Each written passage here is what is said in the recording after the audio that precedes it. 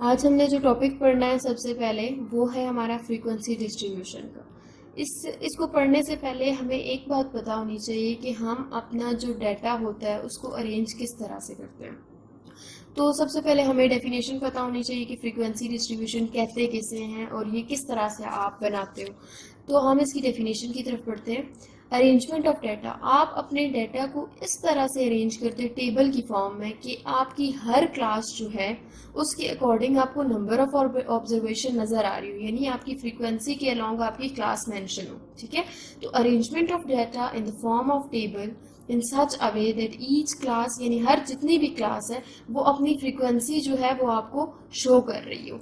ठीक है, तो उसको हम क्या कहते हैं कि फ्रीक्वेंसी डिस्ट्रीब्यूशन है। अब अगर हम बात करें कि ठीक है जी, फ्रीक्वेंसी डिस्ट्रीब्यूशन तो हमने बना ली, लेकिन उसमें हमें क्या क्या चीज़ जो है वो ऐड करनी है। अब उसके हम बात करते हैं मेन पार्ट्स की।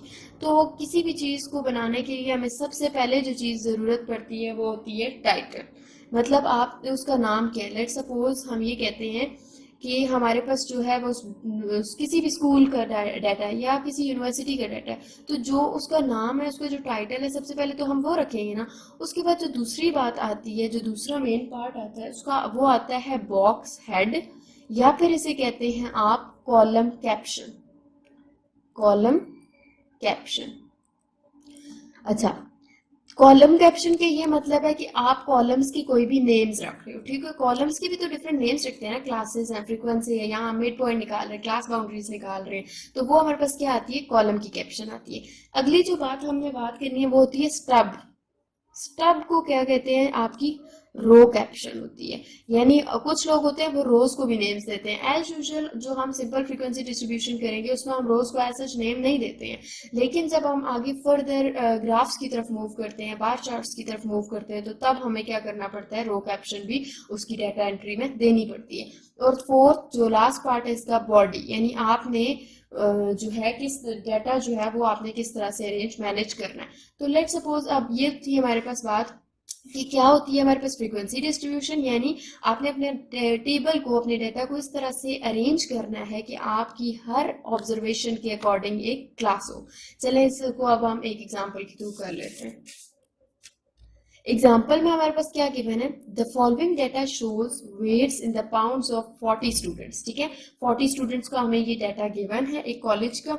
अब वो कहते हैं construct frequency distribution using appropriate class interval. आप कोई भी क्लास इंटरवल लें और उसके थ्रू आप क्या करें, अपने क्वेश्चन को सॉल्व करें। तो सबसे पहले हमें पता है हमारे पास 40 स्टूडेंट्स का डाटा है, और सबसे पहले क्या आता है, टाइटल। तो हमारे पास टाइटल क्या आएगा, वेट्स इन पाउंड्स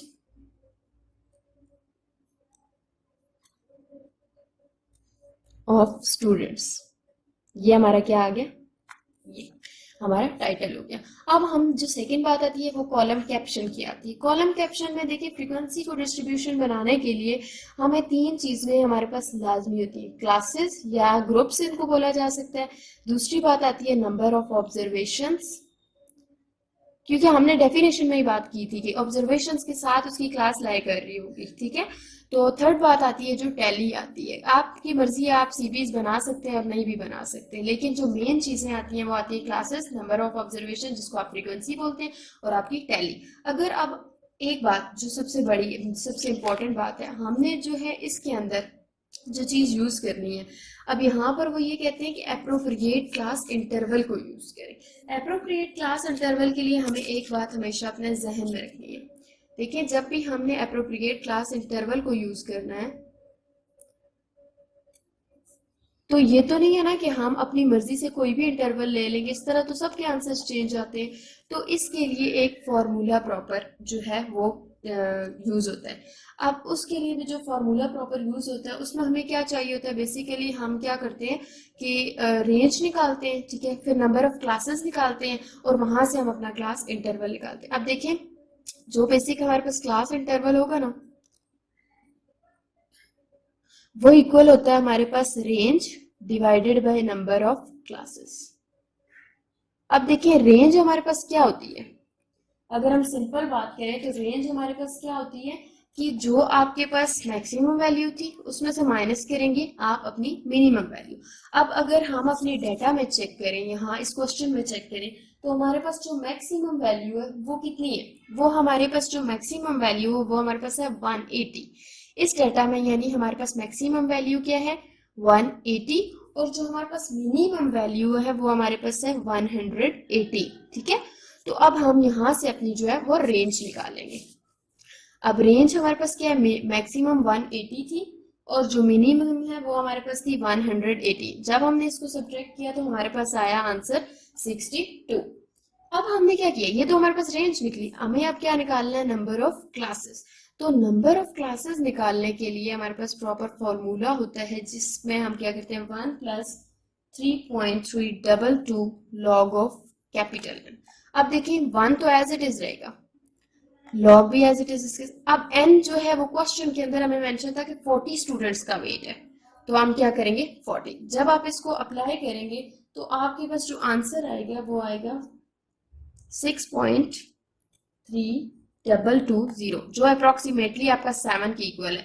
कैसे करते हैं, इसमें हमने एक बात याद रखी है, अगर 6 से आपका 0.1 भी ऊपर चला गया ना यहाँ से आंसर, तो आपने उसको अगले में इंक्लूड कर लेना, यानी आपने जो राउंड ऑफ करना है वो 7 कर देना। ठीक है, तो अब आपके पास नंबर ऑफ क्लासेस आई 7। अब आप क्लास इंटरवल में यानी 8 जो है आपका उसमें पुट कर लेंगे।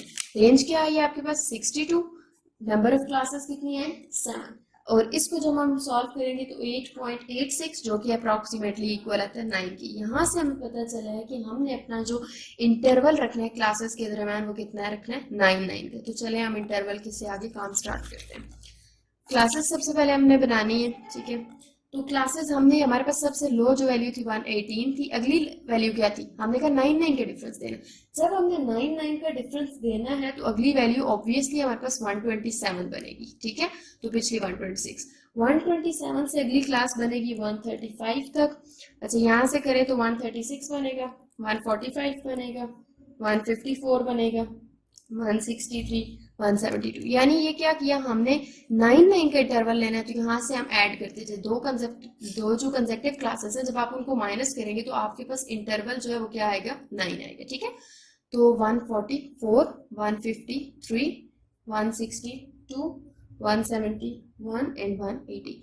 अब हमने ये चेक करना है कि नंबर ऑफ ऑब्जर्वेशन, यानी इधर से लेकर इस रेंज में आपके पास यहाँ कौन सी वैल्यू एंटर होगी। ठीक है, तो हमने ये देखना है। अब देखिए 118 से अगर हम स्टार्ट करते हैं तो 126 तक कौन सी वैल्यू यहाँ पर लाई कर रही है, हम चेक करते जाएंगे और फिर जो हमारे पास वैल्यू आएगी उसको हम लिखते जाएंगे। एक तो हो गई 118, ठीक है, एक ये हो गई, यहाँ से हमने काट दी वैल्यू।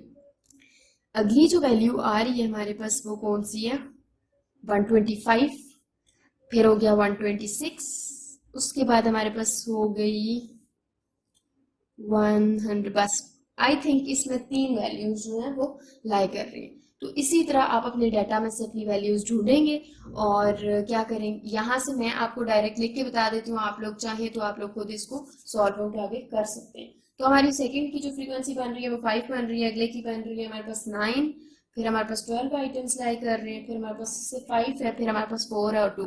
अब देखिए इसका जो समीशन आएगा ना वो हमारे पास एज इट इज ये चीज आनी चाहिए। क्यों, क्योंकि उन्होंने डाटा में गिवन कर दिया था कि 40 स्टूडेंट्स है कॉलेज में, तो यहाँ से हम इसका जब सम करेंगे तो वो हमारे पास क्या आएगा 40। अब बात आती है टैली की। Tally basically number of observations को देख के बनाई जाती है। 3 वैल्यूज थी, आपने 3 टैली कर दी। ये 5 थी तो देखिए 4 लाइन्स और जो 5th आएगी वो इसके ऊपर क्रॉस हो जाती है, ये होती है हमारे पास टैली। इसी तरह हम सारों की हम टैली कर लेंगे।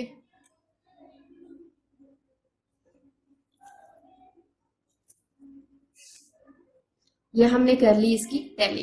तो ये बेसिक चीज थी जो आप लोगों को बतानी थी। सबसे पहले हमने क्या पढ़ा, फ्रीक्वेंसी डिस्ट्रीब्यूशन क्या होती है, कि किस तरह से हम अपने डाटा को जो है अरेंज करते हैं और उसके बाद हम अपने काम की तरफ वापस आते हैं। तो दूसरी बात आती है मेन पार्ट्स क्या होते हैं, जिनमें हमने टाइटल पढ़ा है, कैप्शन, रो कैप्शन पढ़ी है, कॉलम कैप्शन पढ़ी है और बॉडी पढ़ी है। फिर हमने एक एग्जाम्पल को लिया, एग्जाम्पल में हमने देखा कि अगर हम इंटरवल नहीं गिवन तो उसको हम निकालते किस तरह। तो ये उसका पूरा फॉर्मूला और उसका प्रॉपर मेथड था कि किस तरह आप राउंड ऑफ करते हैं वैल्यूज को। और उसके बाद हमने पढ़ा कि हमारे लिए फ्रीक्वेंसी को डिस्ट्रीब्यूशन हम किस तरह से करते हैं और ये बेसिकली अब यहाँ पे देखें तो ये आपका क्या है, टाइटल, ये आपकी क्या है, कॉलम कैप्शन। यहाँ हमारे पास रो कैप्शन नहीं है, और ये सारी जो है वो बॉडी है, आपके पास बॉडी ऑफ द डाटा है। और दैट्स ऑल, थैंक यू।